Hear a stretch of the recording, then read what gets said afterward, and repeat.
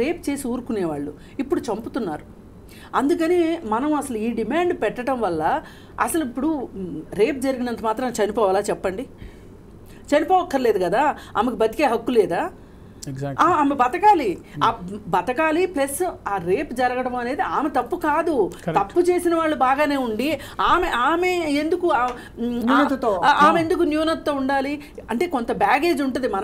మనం చెప్పినంత ఈజీగా అది బ్యాగేజ్ ఉండడం వేరు, స్టిగ్మా ఉంటుంది ఆమెకి. పైగా ఇది ఒక ఎమోషనల్ బ్యాగేజ్ హారిబుల్ ఉంటుంది. మరి అయితే ఇలాంటి పరిస్థితుల్లో ఆయన చెప్పింది ఏంటి అంటే అసలు ముందుగా మనము శిక్షల గురించి ఆలోచించే కంటే కూడా మనం సమాజంలో ఏం ఆలోచించాలి అంటే ఒక అవగాహన తీసుకొచ్చే విధంగా పిల్లల్ని చిన్నప్పటి నుంచినే వీళ్ళకి మన దేశంలో ఇలా జరగడానికి ఎక్కువ కారణం జెండర్ డిస్పారిటీ, జెండర్ ఇన్ఈక్వాలిటీస్. ఈ జెండర్ ఇది అసలు బ్యాలెన్సే లేదు మన దగ్గర. ఈ జెండర్ బ్యాలెన్స్లో మన కంట్రీ ఎక్కడుందంటే 181వ స్థానంలో ఉంది. ఈ స్థానంలో ఉండడం వల్ల ప్రతివాడు ఏం ఆలోచిస్తున్నాడు, ఒక మగపిల్లాడు ఏం ఆలోచిస్తున్నాడు, చెల్లి పుట్టింది అంటే వెళ్ళిపోతుంది పెళ్లి చేసుకుని, నాతో సమానం కాదు, ఈ ఇంట్లో ఉండదు అనేది ఒకటి. నాతో పాటు తల్లిదండ్రులు కూడా ఆడపిల్లనేమో ఇప్పుడు కొన్ని కుటుంబాల్లో మారింది కానీ ఈ రోజుకి స్టిల్ ఉన్నదండి, ఆడపిల్లల్ని మంచి స్కూల్కి పంపటం ఉండదు, వాళ్ళ మీద ఖర్చు పెట్టడం వేస్ట్. ఇలా అంటే చిన్నప్పటి నుంచినే ఆడపిల్లని ఇంకొక రకంగా చూడడం అలవాటు చేసేసి ఆడపిల్ల ఉంటే ఒక ఆట వస్తువు లేదంటే ఒక గ్లోరిఫైడ్ పనికొచ్చే ఒక మనిషిగా చూసుకుంటున్నాం. ఇలా గౌరవం లేదు. ఇప్పుడు ఇలా తల్లిదండ్రులు పెంచడం వల్ల ఈ చూసే అన్నో తమ్ముడో ఇతను కూడా రేపు వచ్చిన భార్యని ఎలా చూస్తాడు, అలాగే తను ఆఫీస్కి వెళ్ళిన తర్వాత పక్కన పనిచేసే కొలీగ్ని ఎలా చూస్తాడు, ఇవన్నీ ఇన్ని ఉన్నాయండి. ఇదేదో ఒక్క సందర్భంగా ఒక్క విషయంగా జరుగుతున్నది కాదు, ఇది చాలా పెద్ద భావజాలం. ఇది ఇలా జరగడానికి కారణం ఈ సినిమాలు ఇంకాస్త మరి కారణం.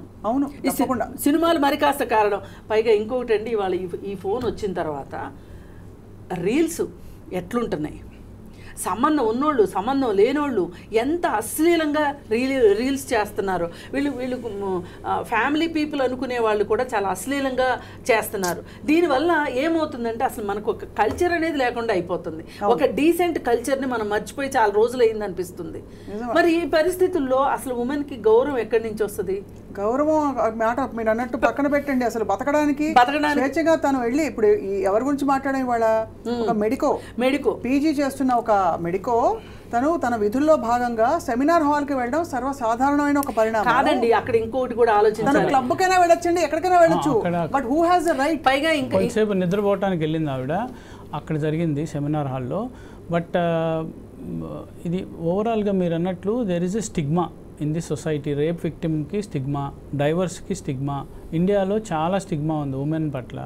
ఈ స్టిగ్మా వల్లనే ఒక ఈ ఇష్యూని డెమనైజ్ చేసి మేడం అన్నట్టు చనిపోవాల్సిన అవసరం లేదు, వీడు ఎందుకు చంపి ఉంటాడంటే బహుశా because he doesn't want a witness, living witness. Because living witness చాలా ఇబ్బంది అవుతుంది అతనికి. సో అందుకనే he resorted to that killing. బహుశా ఈ జనరల్గా వస్తున్న డిమాండ్స్ తెలియక ఉరిశిక్ష చేయాలి, కాల్చి చంపాలి, సజ్జనార్ మోడల్ అమలు చేయాలి, ఇలాంటి డిమాండ్స్ వల్ల బహుశా ఈ రేపిస్టులు కూడా అరే బతికితే నాకు శిక్ష పడుతుందేమో అన్న. బట్ ఆ భయం ఎలా రావాలంటే అరే లీగల్ ప్రాసెస్లో నాకు శిక్ష పడుతుంది అనే భయం రావాలి. ఆ భయం వస్తే అప్పుడు it will be more deterrent. It is very hard to imagine the psychology అండి ఆఫ్ ద రేపిస్ట్. నిజంగా ఇది చాలాసార్లు గతంలో అనేక మంది చెప్పారు. వాళ్ళ సైకాలజీ ఏమిటి, ఆ క్షణంలో వాళ్ళని ప్రేరేపితం చేసిన అంశం ఏమిటి అంటే భయం భక్తి ఏమీ లేకుండా అంత కిరాతకంగా వాళ్ళు మారిపోవడానికి కాళ్ళు చేతులు విరిచేయడము, అంటే ఒక మనిషిని కొట్టడము, బలవంతం చేయడం అసలు ఎలా వస్తుంది వాళ్ళకి? అంటే how does one even imagine it? అది కూడా మన మధ్య బ్రతుకుతున్న ఒక మనిషి. అంటే వాళ్ళకి భయం లేదు కదా మేడం. మెయిన్ ఇప్పుడు మీరు అన్నారు చూడండి ఇందాక, ఇమీడియట్ రిజల్ట్ వస్తే తర్వాత 10 మంది భయపడతారు. అవును, ఇక్కడ ఇమీడియట్ రిజల్ట్ రావట్లేదు. ఇప్పుడు మీరే చెప్పారు, ఇప్పుడు దిశ కేసు ప్రత్యూష కేసు ఇప్పుడు సుప్రీంకోర్టులో, అది ఎప్పుడో నా చిన్నప్పుడు జరిగింది, ఇప్పుడు కూడా సుప్రీంకోర్టులో జరుగుతుందంటే the person accused is happy. It starts like this. A rapist, somebody was telling one police officer, today's eve teaser or whatever, teasing the woman. Yes. Is tomorrow's potential rapist. అంటే ఇప్పుడే స్టార్ట్ అవుతుంది ఆ culture, వీధుల్లో అమ్మాయిలు నేర్పించటం, అమ్మాయిల పట్ల విపరీతంగా ప్రవర్తించటం, madam చెప్పినట్టు గంజాయికి లేకపోతే తాగుడికి అలవాటయ్యి, బికాజ్ ఎక్కువ రేప్ కేసెస్ తాగిన మత్తులో, గంజాయి మత్తులో కానీ ఆల్కహాల్ మత్తులో కానీ జరుగుతుంటాయి రేప్స్ అండ్ మర్డర్స్. సో ఇవన్నీ ఈ ఇంపాక్ట్లో ఆ భయం, ఇన్హిబిషన్స్ పోతుంది, ఇన్హిబిటర్ రిమూవర్ అవి. సో ఇన్హిబిషన్ ఎందుకు పోతుంది? ఆల్రెడీ వాడు అలాంటి సిమిలర్ కేసుల్లో ఉంటే, ఆల్రెడీ చిన్న కేసుల్లో he would molested a girl in a bus and escaped. So ఒక బస్లో ఒక అమ్మాయి పట్ల ప్రవర్తించి మొలెస్ట్ చేసి, ఒక ట్రైన్లోనూ. సో ఇంకొకటి ఐసోలేషను, అక్కడ సరైన సెక్యూరిటీ లేకపోవటం, ఇదంతా ఫ్రీ అంటే ఎవడు చూడ్డం నన్ను నాకు. So these are all adding up. And why చిన్నపిల్లల మీద ఇప్పుడు చాలా గుడ్ అబ్జర్వేషన్, చిన్నపిల్లల మీద ఎక్కువ అవుతుంది, మైనర్స్ మీద. ఊయల్లో పడుకున్న పాపను కూడా వదలట్లేదు. సో ఎందుకు అవుతుందంటే వాళ్ళు చెప్పలేరు, బయటికి మాట్లాడలేరు, easy target, easy pray. So somebody was telling, ఉమెన్కి నువ్వు సెల్ఫ్ డిఫెన్స్ నేర్చుకో, నువ్వు పెప్పర్ స్ప్రే పెట్టుకో. ఎస్, సెల్ఫ్ డిఫెన్స్ నేర్చుకోవాలి, పెప్పర్ స్ప్రే అందరూ పెట్టుకోవాలి, but you can't be always telling నువ్వు భయంలో బతుకు, నువ్వు ఎప్పుడు సేఫ్టీలో బతుకు అని చెప్పు. Instead you tell the boy how to behave with a women, instead you tell the boy how to behave with a girl. That's what lacking, that's what. అది చాలా ఇంపార్టెంట్. అంటే నువ్వు నీ అబ్బాయిలకు చెప్పట్లా. అదే ఇప్పుడు నేను ఈ మధ్య లావణ్య రాజ్ తరుణ్ ఇష్యూలో నేను ఒక ఛానల్లో ఒక మాట మాట్లాడాను. ఏంటంటే ఇప్పుడు అందరూ లావణ్యనే టార్గెట్ చేయడం కాదు, మాట్లాడడం కాదు, లావణ్య ఒకటే ఈ పని చేయగలిగిన, డ్రగ్స్ అమ్మినా లేకపోతే ఇంకోటి చేసినా ఒకటే చేయలేదు. ఈమెకి సహకరించిన వాళ్ళు, ఈమెతో పాటు పాలు పంచుకున్న వాళ్ళు చాలామంది ఉన్నారు. రాజ్ తరుణ్కి కూడా దీనిలో వాటా ఉంది. ఎందుకు రాజ్ తరుణ్ ఇంట్లో లావణ్య ఉంది అని చెప్పి నేను క్వశ్చన్ వేసినందుకు కింద నాకు కామెంట్ ఏంటి అంటే, నేను చూస్తుంటా అసలు జనాలు ఎట్లా అబ్జర్వ్ చేస్తున్నారు, మనం మాట్లాడిని ఎలా తీసుకుంటున్నారు అని. లావణ్య లాంటి కోడలు నీకుంటే తెలిసేది అని మాట్లాడారు.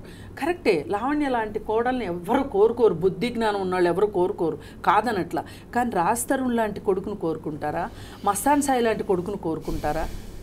ఎవరిని కోరుకోకూడదు కదా. మరి అలాంటప్పుడు కొడుకులు అయితే ఏ తప్పు చేసినా కోరుకోవచ్చు, కోడళ్ళని కూతుర్ని మట్టు కోరుకోకూడదు. అంటే ఈ జెండర్ బయాస్ ఉంది చూసారా. కానీ దురదృష్టం ఏంటంటేనండి, మీరు అన్న పాయింట్ అర్థమైంది మ్యామ్. కానీ సంజయ్ రాయ్ వాళ్ళ అమ్మ కూడా సంజయ్ రాయ్ లాంటి రేపిస్ట్ మర్డరర్ కొడుకు కావాలని కోరుకుని ఉండదు. ఎలా మారాడు కాలక్రమంలో. అంత వాడు తలెత్తుకుని ఈ రోజు తలెగరేసి అవును చేశాను పో, ఏం చేసుకుంటావు చేసుకోండి. నేను అనేది ఏంటంటే, సంజయ్ రాయ్ లాంటి కొడుకు ఉండాలి అని ఏ తల్లి అనుకోదు. కానీ సంజయ్ రాయ్ తప్పు చేశాడు అన్నప్పుడు ఆ తల్లి స్పందన ఎలా ఉండాలి అంటే, నా కొడుకైనా పర్వాలేదు, ఇంకొకరి కొడుకైనా పర్వాలేదు, తప్పు చేస్తే శిక్షించండి అనేటట్లు ఉండాలి. ఈ రోజు చూడండి, ఇప్పుడు ఈ తప్పులు, పొరపాట్లు, నేరాలు, ఘోరాలు చేసిన వాళ్ళ డబ్బులున్న వాళ్ళైతే వాళ్ళ పిల్లల్ని ఎలా కాపాడుకుంటున్నారు చూడండి. మరి వీళ్ళు కాపాడకూడదుగా అట్లాంటప్పుడు. మేడం దాన్నే కదండి మోరల్ వాల్యూస్ మారాలనేది. ఇప్పుడు మీరు ఇదే విధంగా ఇప్పుడు మీరు ఏంటంటే సొసైటీలో కూడా పేరెంట్స్ సపోర్ట్ చేస్తారు. అంటే చిన్న చిన్న ఇష్యూస్ లో వెళ్ళి పోలీస్ స్టేషన్ లో వెళ్ళి వాళ్ళు బయటికి తీసుకొస్తారు. దీనికి మళ్ళీ యాదవ్ గారు ఏమన్నారండి, ఒక టైంలో ఒక సందర్భంలో బచ్చే చోరే హే కర్తే హోంగే అని చెప్పారు ఆయన, గుర్తుందా మీకు? పిల్లలు ఆ మాత్రం ఏనండి, అదే రోజు ములాయం సింగ్ యాదవ్ గారు నాలుగు కోసేస్తే వేరే వాళ్ళు కూడా భయపడతారు. తప్పు స్టేట్మెంట్ అసలు కాదండి. మీరు ఒక హ్యూమనిస్ట్ అయ్యుండి హ్యూమన్ రైట్స్ గురించి మాట్లాడేవాళ్ళు మీరు మన దేశంలో అసలు అలాంటి శిక్షలు లేవండి. బాధ ఏంటంటుంది తెలుసా మేడం, నేను హ్యూమన్ రైట్స్ మెంబర్ అయ్యి వీళ్ళకి సపోర్ట్ చేయాలి. ఈ రేప్ చేసిన వాళ్ళు సపోర్ట్ చేయాలి, నాకు ఇష్టం లేదు. అది అదే కదండి, నేను ఇలా మాట్లాడితే మీకు కోపం వస్తుంది. కాకపోతే ఓవరాల్ గా చూసుకుంటే అల్టిమేట్లీ ఏంటంటే ఆయన హ్యూమన్ రైట్స్ అంతకు I don't want to talk ma'am. నేను ఉన్నట్టే మాట్లాడతాను. అది కాదండి, నాలుకలు కొయ్యడము, చంపేయడము, ఇన్స్టంట్ జస్టిస్ ఎప్పుడు పనికిరాదండి. స్పీడీ జస్టిస్ అడగండి, బాగుంటుంది. ఇన్స్టంట్ సీన్ ఆఫ్ అఫెన్స్ లో జరిగిన లొసుగులు, తప్పిదాలు, ఒక అమ్మాయి అంత నమ్మకంతోటో, పరిసరాల మీద నమ్మకంతోటో, లేకపోతే అలర్ట్గా ఉండవలసిన అవసరం లేకుండా ఒక ట్రస్ట్తో వెళ్ళింది ఆ సెమినార్ హాల్లోకి. అక్కడికి ఒక చొరబడి వచ్చి ఒక వ్యక్తి ఆ అమ్మాయి మీద దారుణంగా అసాల్ట్ చేయడమే కాకుండా రేప్ చేసి చంపేశాడు. ఇక్కడ బాధ్యులు ఎవరెవరైనా చేసుకుంటూ పోతే ఆ రింగులు పెద్దగా అయ్యి it will come back to the society. Sudhakar గారు మీరు అన్నట్టు కాదమ్మా, ఇంకోటి అసలు అక్కడ రెస్ట్ రూమ్లు ఎందుకు లేవు, సీసీటీవీలు ఎందుకు పనిచేయట్లేదు? అంటే గవర్నమెంట్ హాస్పిటల్ అనగానే అంత చీపా, అదే ప్రైవేట్ హాస్పిటల్స్లో అయితే ఇలా ఉంటుందా? మనం ఇప్పుడు మనము మొదలుకి ఇప్పుడు ఇతని బుద్ధి గురించి మనం ఒక రేపిస్ట్ బుద్ధి మారాలని ఎలా కోరుకుంటున్నామో, ఒక సేఫ్ కండిషన్ ఉండాల్సిన అవసరం కూడా ఉంది కదా. కండిషన్స్ కూడా ఇంప్రూవ్మెంట్ ఉండాలి, సేఫ్ వర్కింగ్ ఎన్విరాన్మెంట్. అసలు ఇప్పుడు మనకి పని ప్రదేశాల్లో లైంగిక వేధింపుల నిరోధక చట్టం ఉందండి. ఆ చట్టాన్ని ఎంతమంది ఇంప్లిమెంట్ చేస్తున్నారు చెప్పండి?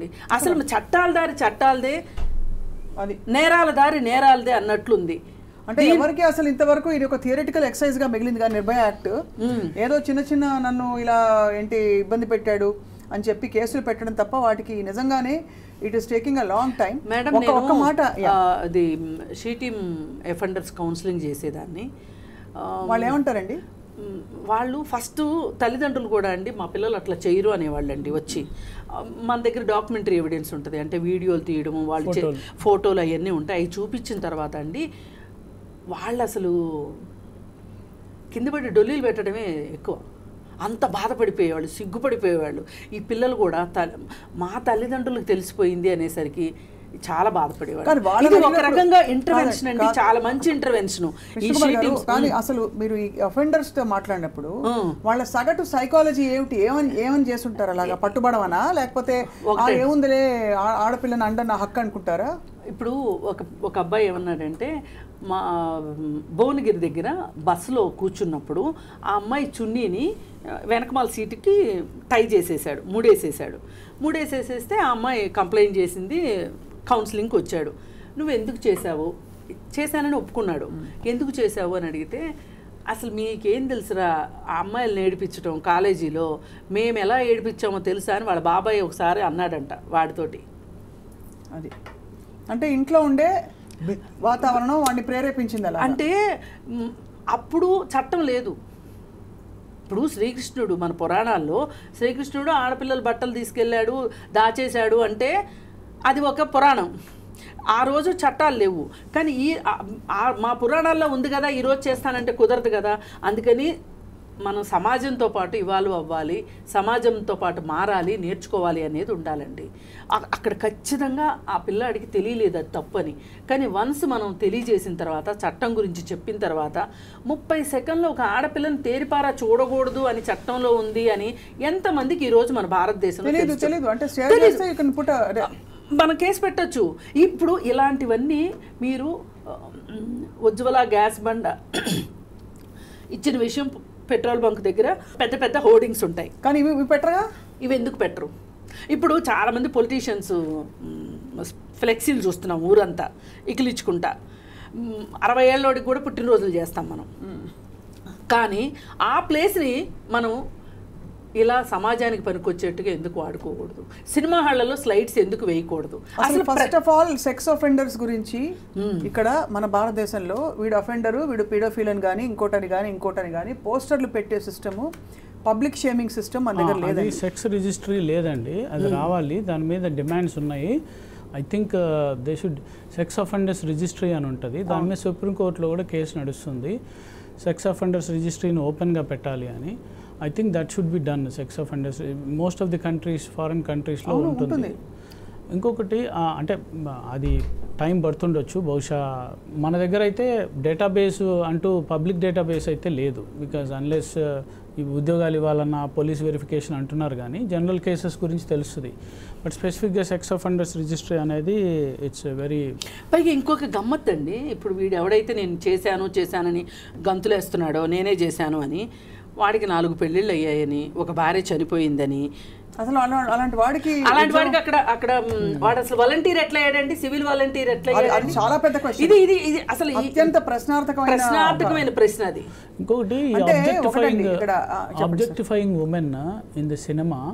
ఫర్ ఎగ్జాంపుల్ ఒకప్పుడు నేను చూశాను ఒక మోహన్ బాబు సినిమా. ఒక అమ్మాయి ప్యూబర్టీ రాదు హీరోయిన్కి, లీడ్ ఫిమేల్ యాక్టర్కి. ఇతను చేయి పట్టుకోగానే she will become puberty. So అట్లాంటి భయంకరమైన ఇమేజరీతో ఉమెన్ని ఆబ్జెక్టిఫై చేసి ఐటమ్ సాంగ్ పెట్టి so when you're objectifying women like that in films and hero female actor role ఏముంటుందండి? సినిమా అంతా మేల్ యాక్టర్ ఉంటాడు. సో ఆ సినిమా ప్రభావం ఎంత ఎక్కువ ఉంటుందండి? చాలా. అంటే మనం నిజంగా ఫోన్ దాకా వెళ్ళక్కర్లేదండి. ఫోన్ చాలా పెద్ద మహమ్మారి సమస్య, కానీ మన సినిమాల్లో ఉన్నంత దారుణం ఇంకోటి లేదు. మొన్న ఒక రిలీజ్ అయిన సినిమాలో ఆ లీడ్ మేల్ యాక్టరు ఎక్కడ పట్టుకుంటాడు చెయ్యి, మీకు పోస్టర్లో కూడా వస్తుంది, రవితేజ సినిమా.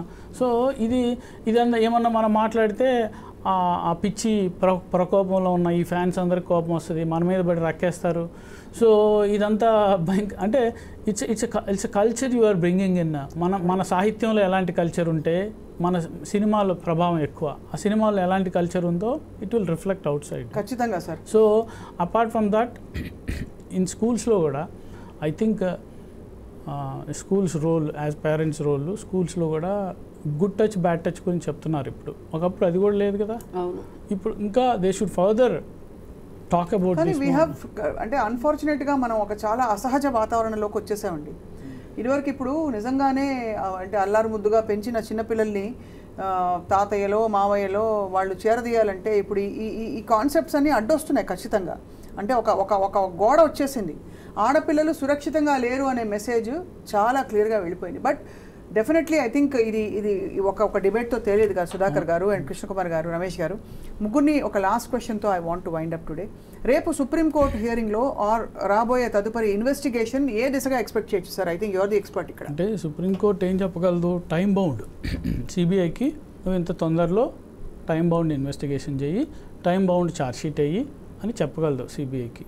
నా పర్యవేక్షణలో ఇన్వెస్టిగేషన్ జరుగుతుంది అని చెప్పగలదు ఒకవేళ ఉంటే జడ్జిమెంట్. అట్లనే కన్సర్న్ ఒక fast track court supreme court order చేయొచ్చు. ఒక ఫాస్ట్ ట్రాక్ ఇది సిబిఐ ఛార్జ్షీట్ వేయగానే ఒక ఫాస్ట్ ట్రాక్ కోర్టు ఆర్డర్ చేసి ఇంత వేగంగా దర్యాప్తు ట్రయల్ జరగాలి అని చెప్తుండొచ్చు.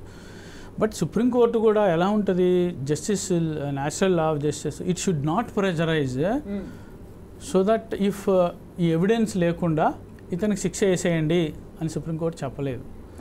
సో ఇది ఇంకోటి, supreme court may also ask investigate what are the conditions that led to, ఇంకా ఎవరైనా ఉన్నారా, or what are the conditions that led to the incident.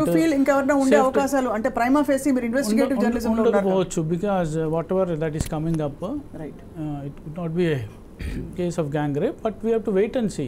That's what the fault. మన జనరల్గా మీడియాలో ఉన్న ఫాల్ట్ ఏంటంటే ఎప్పుడైనా ఒక ఇన్సిడెంట్ జరగగానే దాని గురించి చిలువలు పలువలుగా వేరు థీరీస్, ఇప్పుడు సాకి అది టైగ్రస్ చచ్చిపోయినప్పుడు దాని మీద జయలలిత వచ్చి ఇక్కడ రక్తం తాగేసింది అన్నట్టుగా ప్రచారం చేశారు.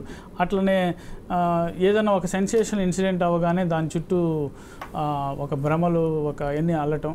బట్ ఈ medical doctor RG Kar PG medical doctor rape and murder heinous crime, ఘోరాతి ఘోరమైన క్రైము, భారతదేశంలో రిపీట్ అవుతూనే ఉన్నాయి. సో ఈ రిపీట్ అవ్వకుండా ప్రివెన్షన్కి ఏం తీసుకోవాలి, హాస్పిటల్లో